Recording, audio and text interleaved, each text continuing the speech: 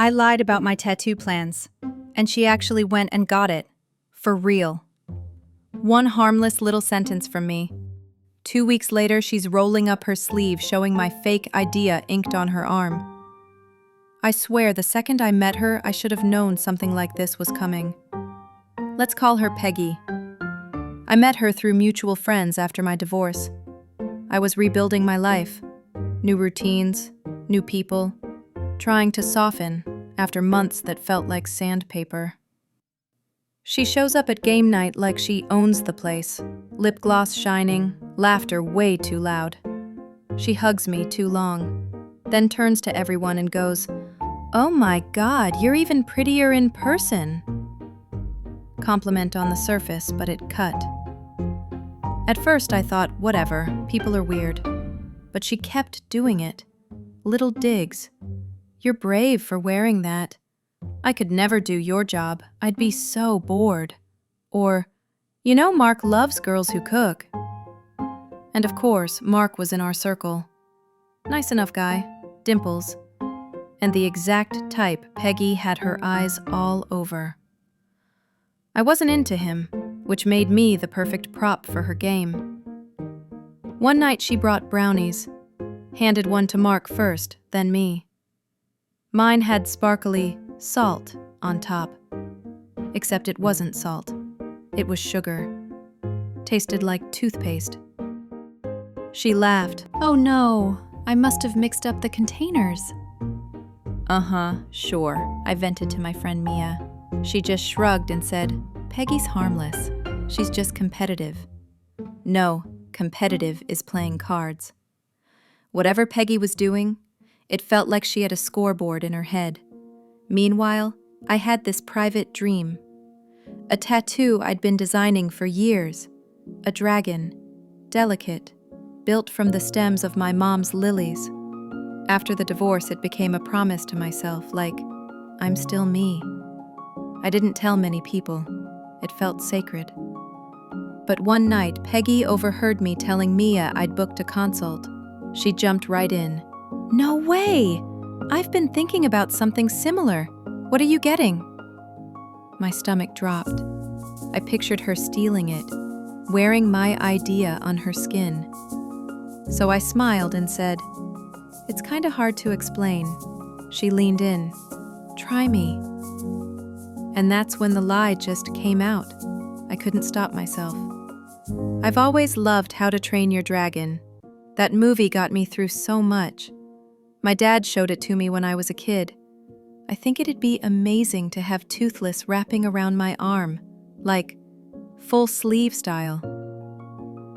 Mia glanced at me like, seriously? Peggy's grin just got sharper. "Who's Toothless?" she said. I told her to watch the movie. Then I changed the subject. 2 weeks later, she calls everyone to brunch. Big reveal! She unwraps her arm, and there it is. Swollen, fresh, permanent. My fake tattoo. A giant Toothless curled around her arm exactly the way I described. She looked me dead in the eye. "Twins?" Everyone gasped.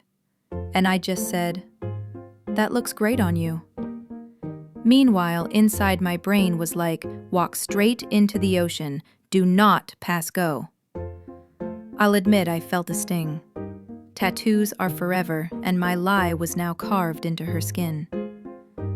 Then she giggled. I almost added lilies at the last minute because my mom loves them. That hit so close to my real idea, my neck went hot. She wasn't just copying.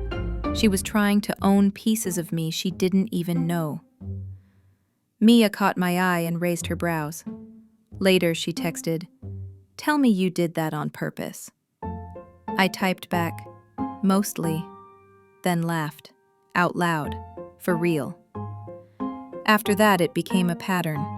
Peggy rolling up her sleeves in the middle of winter just to flash the tattoo, posting pictures with her arm in the shot, dropping lines like, "It's so meaningful when art is original." Yeah, okay. People started noticing, not just the tattoo, the whole copycat thing. My clothes showed up on her, but cheaper, my phrases in her texts, bands I'd just mentioned, suddenly her all-time favorites. Copying looks like confidence until you have to explain it. Meanwhile, I was building my real tattoo with my artist. We worked on the dragon for months, talking about my mom's garden in July, lilies leaning heavy with blooms, the way I rebuilt after divorce. It became a map of everything I'd fought to keep, something no one could steal because you'd have to live it first. A year later, the group shifted. Life got busy. I saw Peggy less. When I did, she flashed that tattoo like armor, and she'd watch me, waiting for me to admit she'd won. But I didn't give her that. I just lived, and my silence. That was the verdict. Eventually, the truth cracked. Mia overheard Peggy bragging, "If she won't admit she copied me, fine." Everyone knows I had the idea first. Someone asked, "What idea?" Peggy stuttered about the dragon from How to Train Your Dragon, something about how her dad showed it to her. The more she explained, the thinner it sounded. 2 years later, I finally walked into the shop. Time to get my dragon. The place smelled like green soap and ink. My artist held up the stencil. The dragon's spine curved like a stem. Lilies bloomed along its back. He asked, "You ready?" I thought about Peggy's cartoon dragon, about all the versions of me that survived, and I said, "Yeah, I'm ready." The machine buzzed like steady rain. Hours later, he wiped it clean, and I saw it in the mirror. My throat tightened.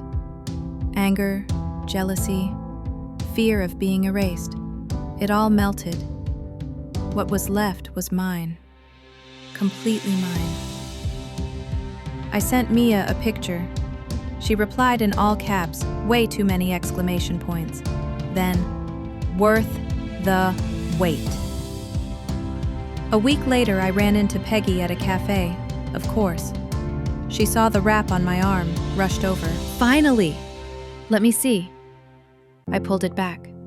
She stared, silent. "That's different," she said, almost fishing for a way to call it a copy. I shook my head. "This is the one I told you about 2 years ago." She blinked. "Toothless?"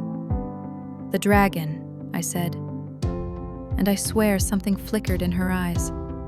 She thought she'd won a game I wasn't even playing. She tattooed my decoy on her body thinking she'd stolen from me. But the truth? I don't live in decoys, I live in what's real. We weren't friends before, not really, and we weren't after. The group thinned and the kind people stayed. Now whenever I catch a glimpse of my dragon, I smile. Peggy can keep her toothless.